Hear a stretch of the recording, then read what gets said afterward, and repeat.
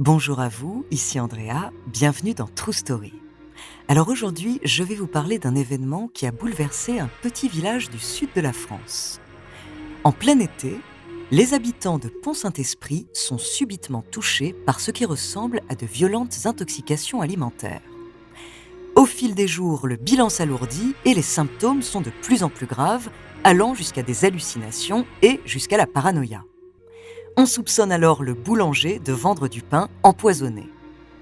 Mais ce fait divers local va prendre une dimension bien plus grande, impliquant même la CIA. Son nom, l'affaire du pain maudit.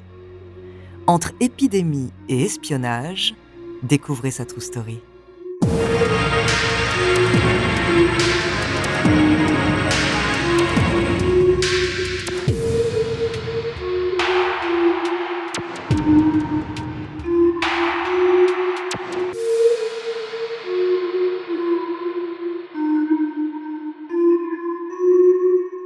Mais avant de commencer à vous raconter cette histoire extraordinaire, laissez-moi vous présenter notre partenaire.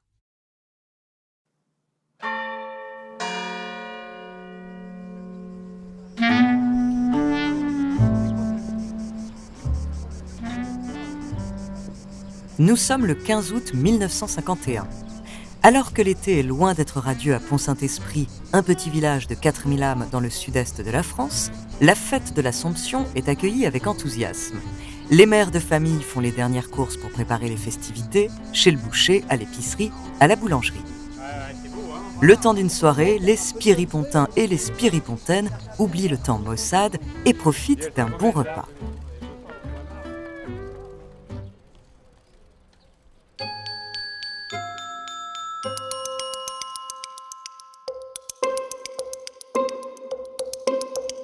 Mais le lendemain, la bonne humeur se dissipe bien plus vite que les nuages. Aux portes des deux seuls cabinets de médecine de Pont-Saint-Esprit, de nombreux villageois se pressent. Hommes, femmes et enfants se plaignent de maux de tête, de maux de ventre, de coliques, de fièvre. Cela a tout l'air d'une intoxication alimentaire, même si les deux médecins n'ont aucune idée d'où elle pourrait venir. Mais comme les malades continuent d'affluer, toujours avec les mêmes symptômes, les docteurs commencent à soupçonner le pain d'être la cause de cette surprenante épidémie. En effet, dans ce petit village, tout le monde achète ses baguettes chez Briand, le boulanger de la Grand-Rue. La rumeur se répand vite. Le dimanche matin, à la boulangerie, le médecin met en garde la vendeuse. « Madame, j'ai l'impression que votre pain est toxique. » Et il n'est pas le premier à le lui dire. Mais la boutique ne va tout de même pas arrêter de vendre du pain. Ça devait être une mauvaise fournée, voilà tout. Seulement au fil des jours, le bilan ne fait que s'alourdir. Et le 21 août, en 5 jours donc, on compte déjà 130 intoxiqués et 6 hospitalisés. La boulangerie est désormais désertée et pour remplacer le pain quotidien, les villageois se ruent sur les biscottes.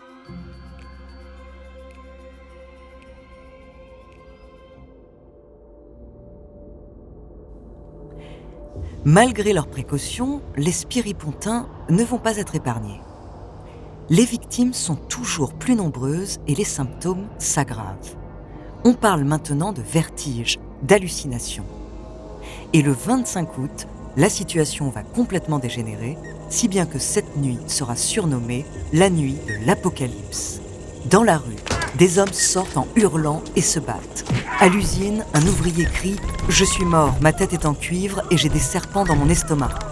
Dans les foyers, une vieille femme déchire ses draps et se jette contre les murs. Une petite fille de 5 ans voit au-dessus de son lit des tigres et des ours qui veulent la dévorer et du sang qui goutte du plafond. Son père, lui, entame une insomnie qui va durer 21 jours. Les événements prennent une tournure encore plus tragique. Après avoir scandé « Je suis un avion », un homme se défenestre du 2e étage d'un immeuble. Malgré sa chute, il arrive quand même à courir 50 mètres avant d'être attrapé et emmené à l'hôpital. Les rues de Pont-Saint-Esprit se transforment en un théâtre chaotique. Le spectacle est effroyable, autant pour les victimes que pour celles et ceux qui assistent impuissants. Les médecins, les ambulances et les policiers sont eux aussi dépassés par la situation.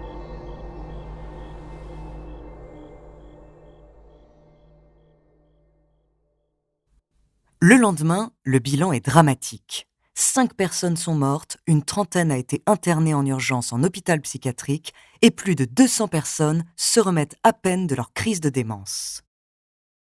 Les jours suivants, le cauchemar continue.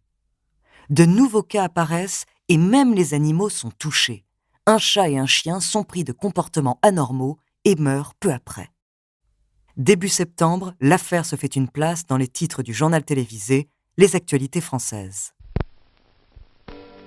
La presse entière s'est emparée du plus mystérieux et du plus tragique fait divers de ces dernières années, l'affaire du pain qui rend fou. La paisible petite ville de Pont-Saint-Esprit a été la proie de ce mal inexplicable qui a frappé près de 200 personnes. Des crises de folie hallucinatoires. Jusque-là, l'enquête de la police est restée infructueuse. Malgré l'implication de spécialistes en toxicologie, le pain soi-disant empoisonné n'a été retrouvé qu'en petite quantité, ce qui ne permet pas d'entamer les analyses nécessaires. Cependant, suite à la médiatisation de l'affaire, un médecin de la faculté de Montpellier s'intéresse à la situation. Il se rend sur place pour tenter d'en savoir davantage et il est autorisé à faire des prélèvements de viscères, comme c'est l'usage à l'époque, sur les corps des patients décédés.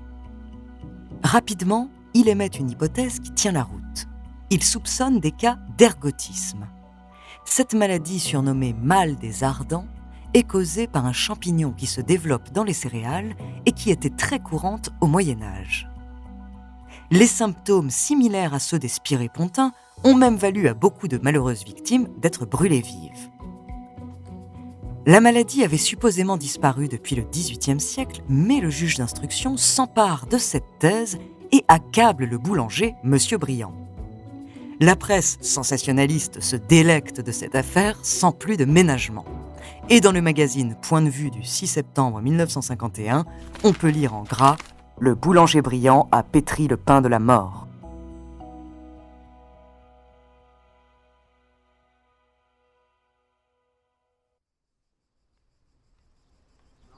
Les villageois sont rassurés, on a enfin trouvé une explication et un bouc émissaire.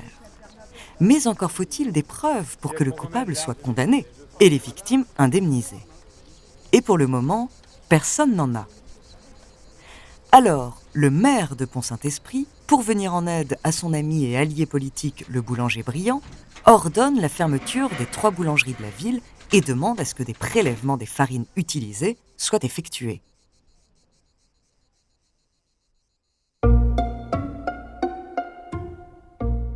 L'enquête prend alors un nouveau tournant. Ce sont maintenant les meuniers qui ont fourni la farine qui sont visés. Comme on produit peu de céréales dans le Gard, une grande partie du blé est achetée à des meuniers d'autres régions. Et puis, après la Seconde Guerre mondiale, on souffre encore de pénuries et de problèmes d'approvisionnement, alors les échanges commerciaux ne sont pas toujours très honnêtes. On apprend donc très vite que le meunier qui approvisionne Pont-Saint-Esprit a livré une marchandise de mauvaise qualité. Il avoue avoir mélangé du seigle frelaté à la farine de blé. Mais encore une fois, la piste est discréditée. Les analyses ne révèlent aucune trace d'ergot de seigle, ni dans la farine, ni dans le pain. Le meunier est relâché, l'enquête reprend à zéro. Pendant plus de 2 ans, les hypothèses vont se multiplier. On soupçonne un produit chimique interdit servant à blanchir la farine, puis un fongicide utilisé pour la conservation des grains de céréales, et plus tard, un professeur spécialiste des moisissures accusera un champignon se développant dans les silos à grains. Mais toutes ces pistes sont vite abandonnées ou impossibles à prouver. Et les meuniers commencent à se braquer face aux soupçons et aux contrôles qu'ils subissent. Les autorités ne veulent surtout pas prendre le risque de mettre en péril la filière du pain, aussi fragile que lourde d'enjeux économiques. L'affaire finit donc par se tasser.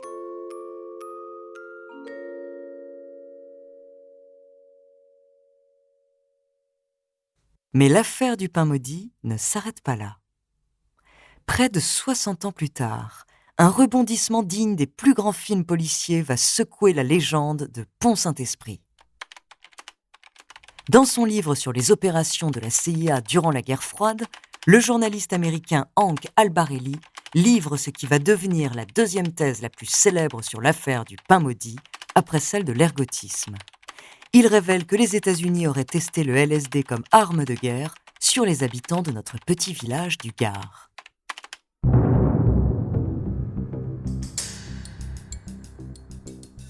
En effet, dans les années 1950, l'armée américaine cherche de nouveaux moyens de défense et d'attaque pour contrer les méthodes novatrices de ses ennemis. Elle recrute donc des chercheurs pour travailler sur des armes chimiques, des méthodes de manipulation, des sérums de vérité et des drogues. C'est sur ces expérimentations que Hank Albarelli enquête. Au cours de ses recherches, il découvre le travail de Frank Olson, un des biochimistes employés par la CIA et spécialiste en drogue dure. Du moins, il découvre une partie de son travail. Olson serait venu à Pont-Saint-Esprit quelques mois après l'épidémie d'août 1951. Et les témoignages d'anciens chercheurs de la CIA ont confirmé que la ville avait été le terrain d'expérimentation de pulvérisation aérienne à base de LSD. Comme ce test a été un échec complet selon les mêmes chercheurs, une seconde phase de test a été lancée, cette fois en contaminant des produits alimentaires locaux. La formulation reste imprécise, mais la renommée internationale de la baguette française peut laisser penser que le pain du boulanger brillant a fait les frais des expériences américaines.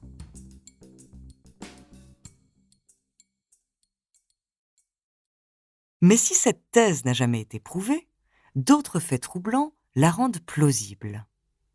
D'abord, Frank Olson, le chercheur spécialiste du LSD, est mort mystérieusement. Officiellement, il se serait suicidé en se jetant du haut d'un immeuble à New York où il avait été envoyé par la CIA suite à une dépression liée à sa consommation de LSD. Mais sa famille n'a jamais cru à cette version des faits et des années plus tard, une autopsie a révélé qu'il avait reçu un coup sur la tête avant de mourir.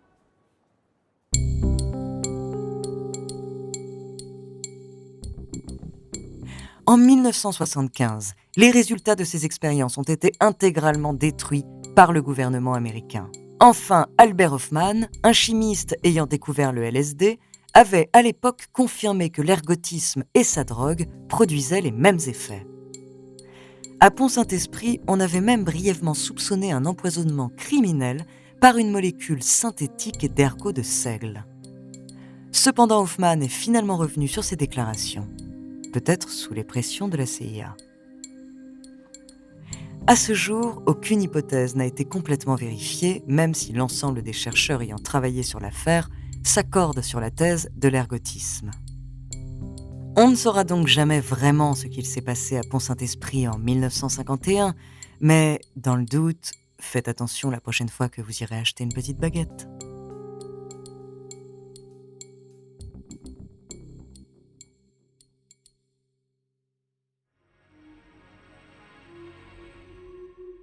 Merci d'avoir écouté cet épisode de True Story. La semaine prochaine, je vous parlerai de la première femme prix Nobel de la paix. En attendant, n'hésitez pas à nous faire part d'histoires que vous aimeriez entendre sur votre plateforme d'écoute préférée ou alors via la page Instagram ou Twitter de Bababam. Nous nous ferons un plaisir de les découvrir. Ciao, ciao!